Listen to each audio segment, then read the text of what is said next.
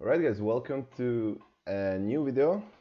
Today I will help you how to actually use Solver, because I see a lot of players that are just getting into the Solver by, for example, GTO Wizard subscription, which I recommend for new players. And in my opinion, they are studying pretty wrong. So one thing you can do is obviously do solutions, so you can check your hands. But what I like to do more is to actually I actually like to use Trainer, and here are my settings, what you should do and how you should study, because I see a lot of players are actually studying wrong the solver, and what they are doing is they're going with quantity. So they go like through 20 sims and just went through them, don't even notice anything, are not seeing the patterns, because they are studying wrong, in my opinion. So these are my settings, how to study, how I like to study. So now we're gonna learn button versus big blind. This is like the most studied spot ever. So we are on a button and now we're facing a raise. And what a lot of people have as an option is they use actions. So in this spot, it's actually fine to use actions pre-flop. It's probably better, but not really. So what I like to do is frequency much more. I will show it on the other example. I'm not sure about the frequency. We're using 50 NL rake. So we're opening deuces pure, we know it. He raised us to 13 big blinds, which is quite big. So I think like 50-50 would be fine, but every ranges are different. In reality, people are not rebetting enough bad hands, but with deuces, I don't know.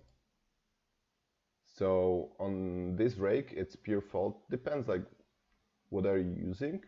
So now if you want to configure settings, so we are using solution cache, 6 max, general sizing, and we are using NL500 rake. So I guess for NL50 rake it will be probably not a call also. But I'm calling deuces, I'm the gambler, you know. And yeah, pre-flop action, whatever. These are my settings.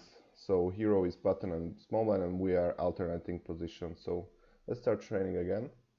So king 7.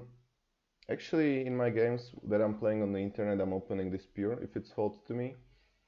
I can see this is not an open, but I would go pure for it. So yeah, it's only 26% of the time. I'm using it because I'm playing in the games where there's a needed VP, so I have to be much wider and take these spots. But okay, that's fine. Also, we are using 50 NL rake, which is like bit tighter, right? So this pure open, again, sometimes fold. I wouldn't fold 5-4 suited on the button ever, but as we saying, like if you most of you guys playing like Zoom games, and yeah, so you don't want to actually open this that much because it's not probably winning hand. And what I would do is just go to 50-50. Maybe I'm wrong, let's see. So it's a call 27% of the time. And now we can check. Okay, hopefully you can see it. Luckily for me, I don't have any pawn up here. I would have to start the video again. So now we can see, okay, now this is out, this is out.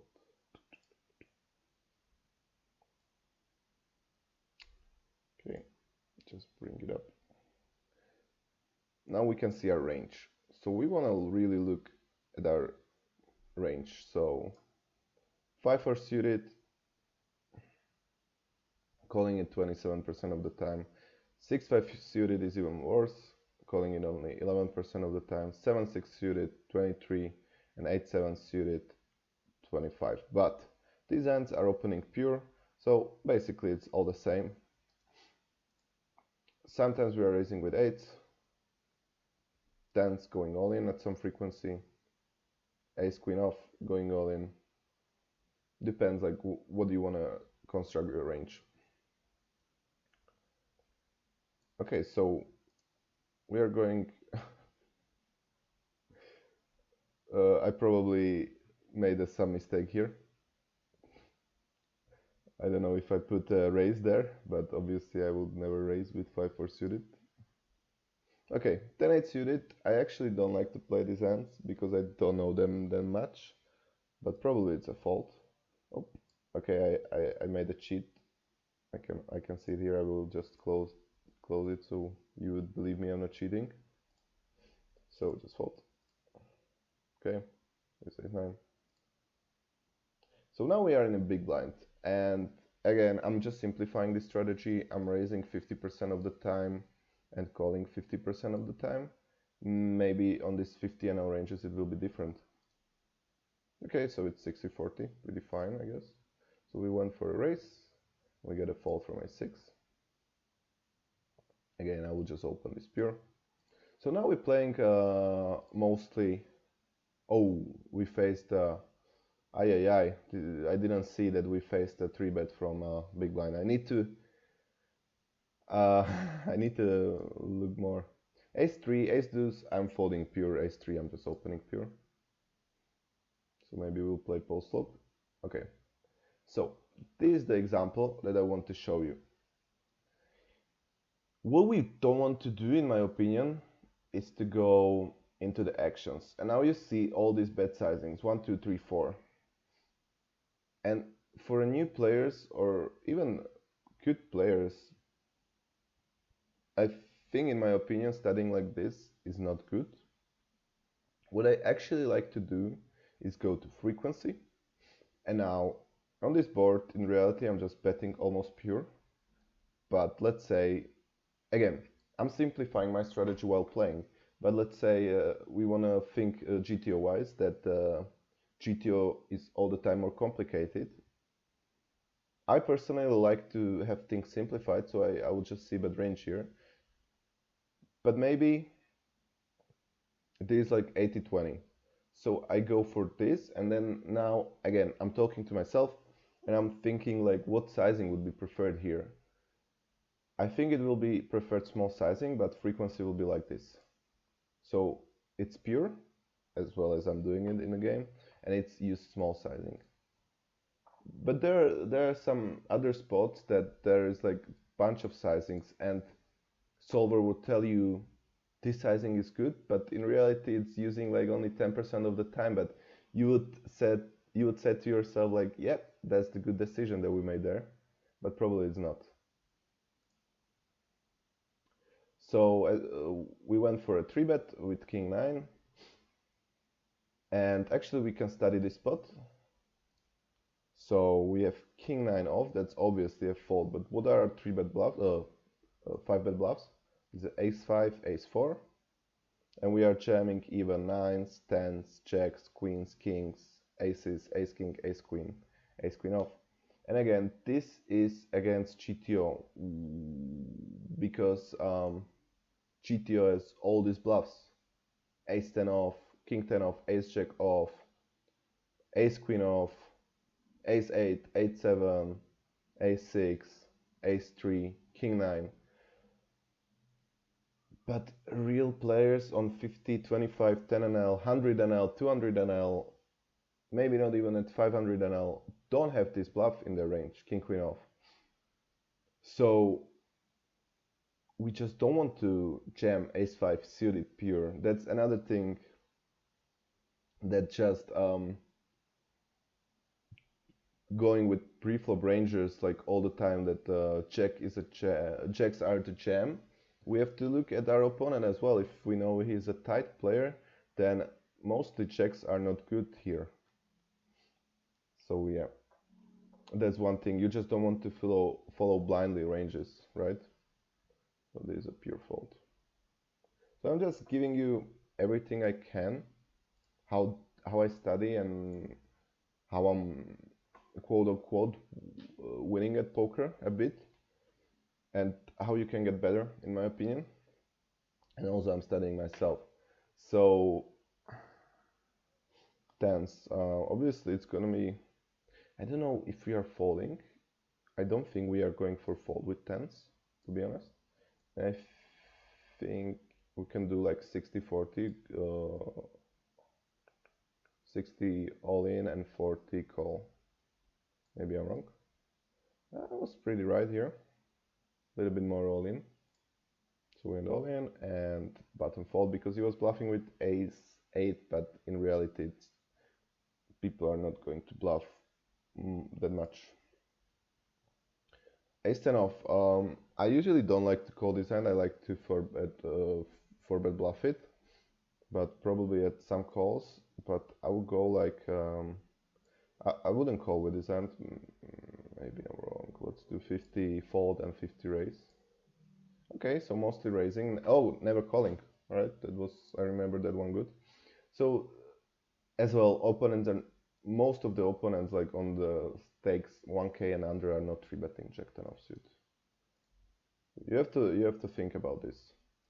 So this is how I really like to study and how I like to learn ranges. I don't like to just look at the ranges and then I think you can learn this way much better, to be honest, in my opinion. So what I like to do as well is go to the single spot. Okay, we're gonna finish the training. So we are still in practice mode. And now we're going to advanced settings. And we have cash, 6 max, NL50 rake, general, we can do 2.5x. Most people are opening to 2.5x. Let's try that. And now, okay, this is, okay, it's here. So, it was becoming a bit weird. So let's say we are on the button as hero, and here is GTO. And we can custom spot. So,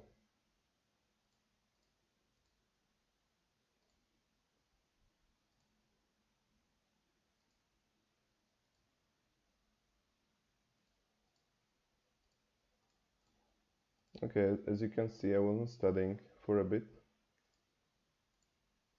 So we go into train. No way. No way. Yeah, okay, I finally found it. Sorry for this. It was at least a minute. So what we can start to study then, after you go this and go full hand, mostly it's pre-flop, as you can see. So we are on the button, we raised, everyone fold, we are on the button, we raise, small blind fold, big blind raise. Now we go and call on the button, and we start training. We are in the big blind.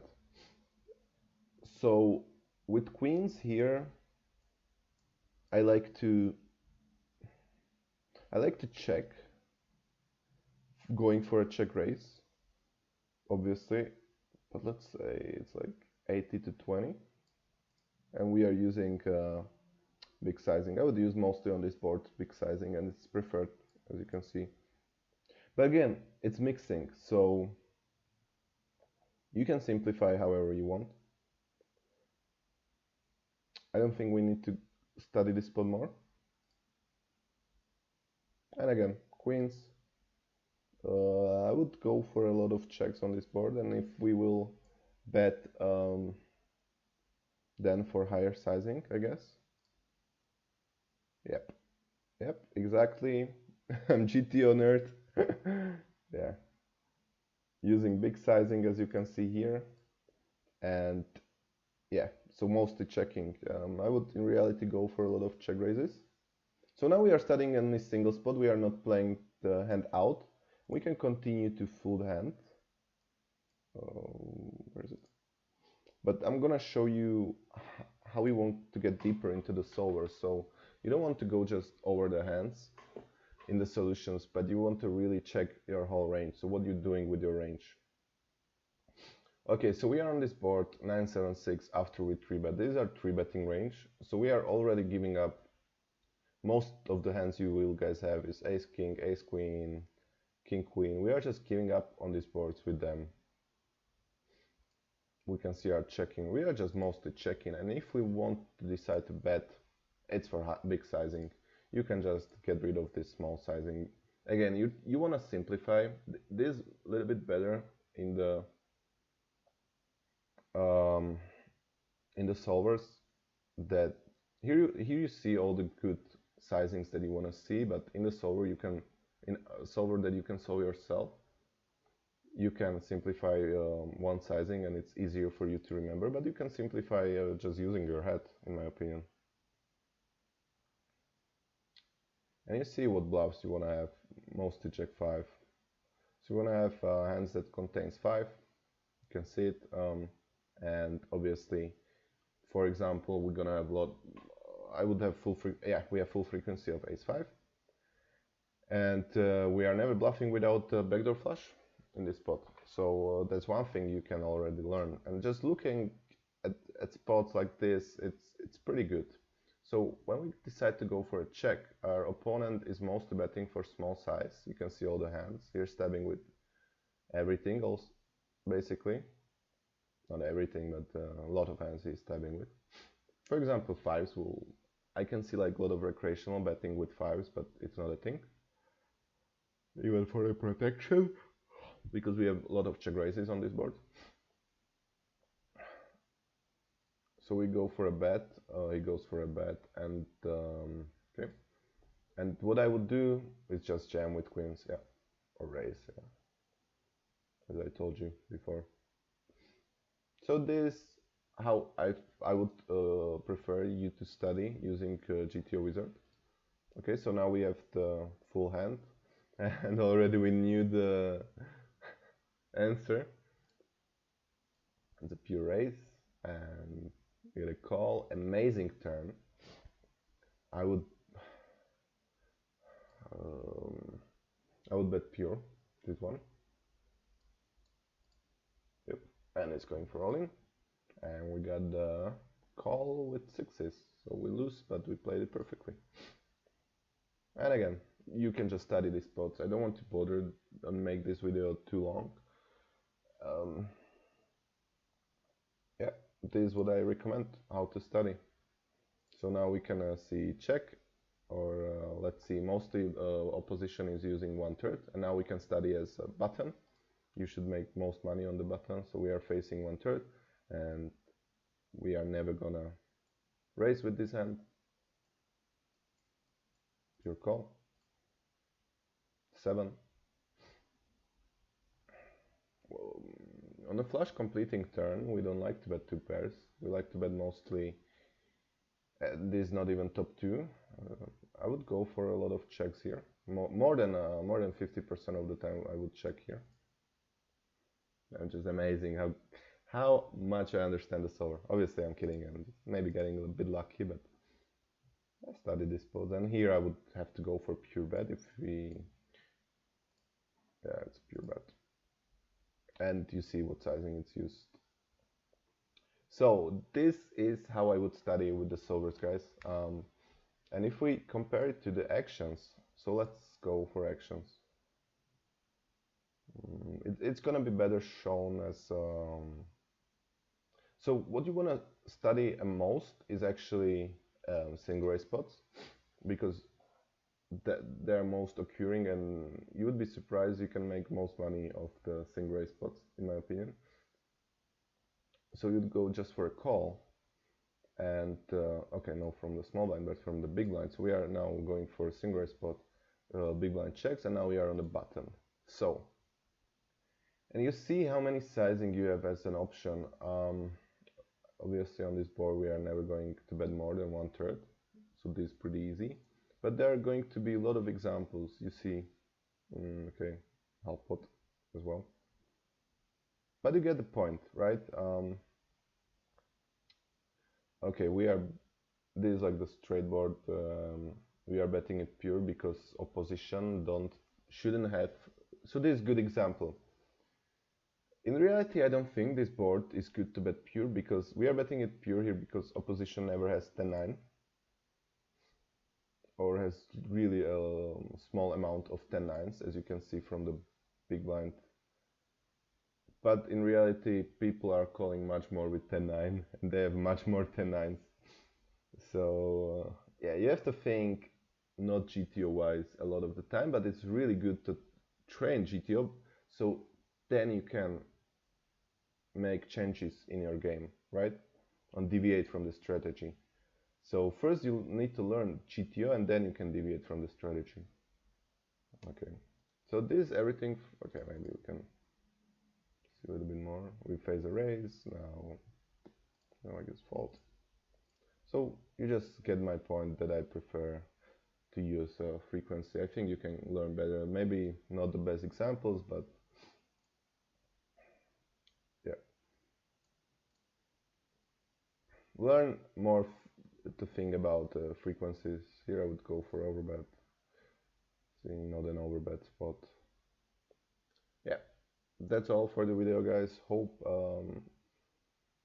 I helped you a bit how to study with a trainer, and this is obviously made for players that are starting in the game, like playing 10, 25 NL and can beat the stakes. So just do that and you are going to win. Goodbye.